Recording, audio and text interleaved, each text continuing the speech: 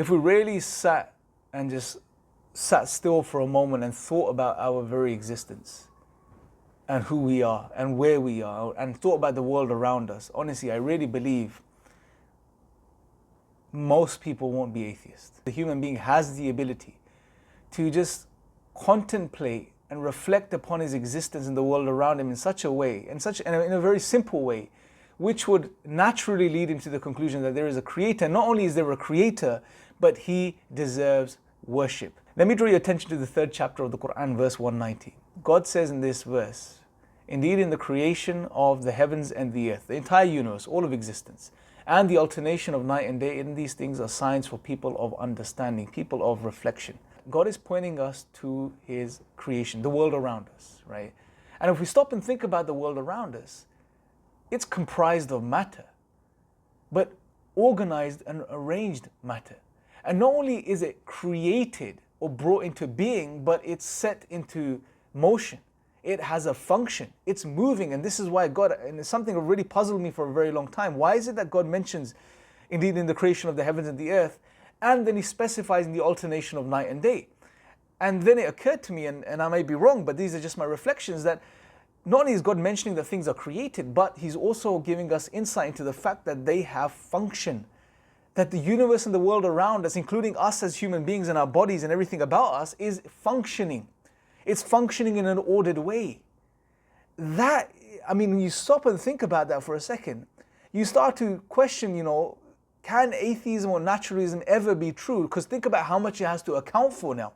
And not only is it created, not only does it function, but then there's another part of the puzzle. It's, in a very mysterious way, useful to us. And God makes mention of this in the Quran too, that he has subjugated everything for us, including the stars, and I've made mention of this before. And when you really sit and think about the world around you, and you start to think about the way man throughout history has used the world around him, used the resources, natural resources, used the materials, and used them in a way that they've been beneficial to man, and continue to be beneficial to man, that starts to really puzzle you now. That not only is the world created, and we live in a created world, not only do we exist, but there's function and order in the world, and it's functioning in a very beautiful, precise way. And not only that, but it's also useful to us. It is literally been made in a way that's subservient to us. We can make use of it. We can make use of the energy from the sun, the light of the sun. We can make use of the trees and the plants around us. You can make use of the raw materials, the metals that we have at our disposal, etc., etc. When you start to think about this, think about any, for example, as a man-made structure in the world, the Eiffel Tower, for example, right? It's literally constructed of steel or iron, I don't know, but metals.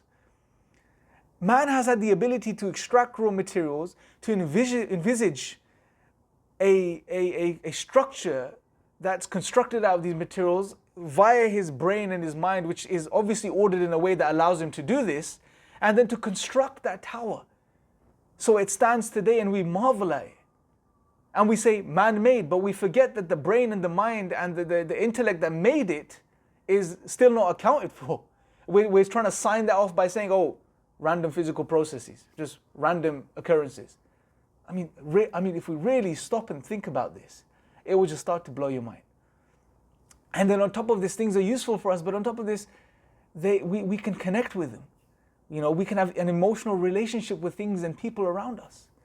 And that in itself is another very profound thing. We can experience love. We can experience or feel affection. We can give love. We can experience a whole host of emotions and have relationships.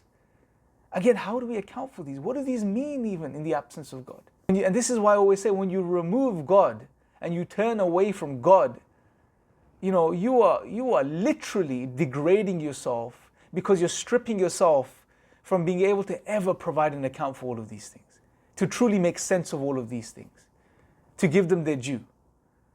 And if you really stop and think about these things and you reflect upon them intuitively, I guarantee if you do this intuitively and rationally, you'll come to the conclusion that there is someone that's put this in order. There's someone or something that's made this the way it is. And not only do I recognize this, but as soon as you recognize this, there should be another natural feeling that emerges within you, which is that, man, I need to thank this being, this thing, this being. I need to be grateful. Because it's a part of my nature to be grateful. We say thanks for at least the virtuous, honest, sane human being would give thanks for the smallest act of kindness that's done to him or her. What about this act of kindness that's been bestowed upon us, which we can never, fully grasp or understand? Every breath we take, every moment of sight that we have, every smile that we feel from our hearts when something beautiful happens or something good happens. When we look at our children in the face and we smile at them, and that emotional connection that we have with them.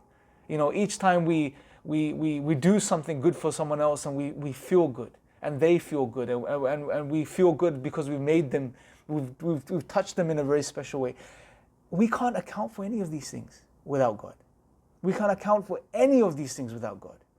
And it's sad that we just obviously for other reasons, but our want to deny God leads us to literally end up denying everything else, removing meaning from everything else, to the point where you end up with nihilism. Then the funny thing is, we want to sit there and we want to have a cake and we want to eat it too, right? The world we hold on to pushes us to nihilism, yet we don't want to live that way. Yet we live with meaning. We live with purpose. We live enjoying the world around us and deriving pleasure from life. I mean, it's extremely hypocritical, It's hypocritical and it's unjust. If an honest person really sits and reflects upon this, man, you will turn towards your Creator and you will thank Him. And you will try to seek Him out and get close to Him. And this is why the Quran, the very first chapter of the Quran, begins with, all perfect thanks and praise belongs to God, the Creator, the Rabb, the Lord, the maintainer, the sustainer of the worlds and everything that exists.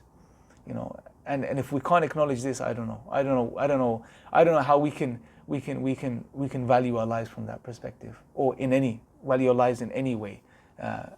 Then, anyway, just wanted to share these thoughts with you. Let me know your thoughts in the comment section below. Let's take up this discussion there and try to help each other out. And I will speak to you guys next time.